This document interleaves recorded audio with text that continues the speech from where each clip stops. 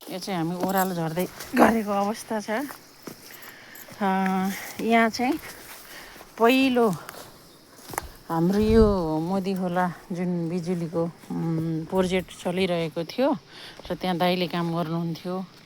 अनि त्यसपछि दाइले त्यहाँ काम गर्दै गर्दाखेरि अनि सोध्नुभयो, कन्ट्याक्ट राख्नुभयो र प्रोजेक्टमै मेसमा चाहिँ मैले दुध लिएर जाने भनेर भैँसीको दुध लिएर आउँदाखेरि दाइसँग सँगै बिहान 5 बजेको समयमा दुध लिएर आउँदाखेरि यही बाटो झर्दा त्यतिखेरकै बाटो हो यो 2051 सालको कुरा गर्दैछु मैले है हजुरहरूलाई। अनि त्यसपछि यसरी झर्दै झर्दै गएँ।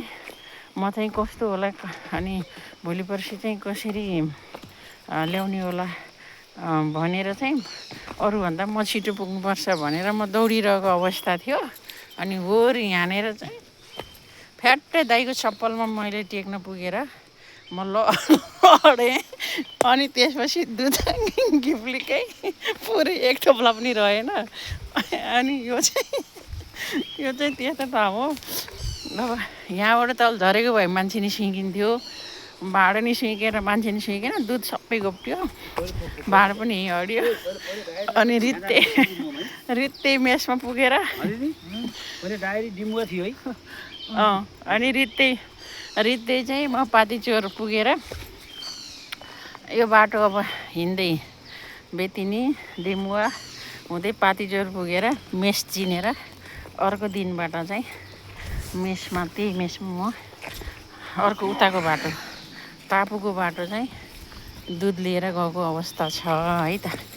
त्यो पनि जानकारी गराएँ तपाईँहरूलाई। सङ्घर्ष धेरै छन्। अब अहिले हामी चाहिँ चितवनका बासिन्दा।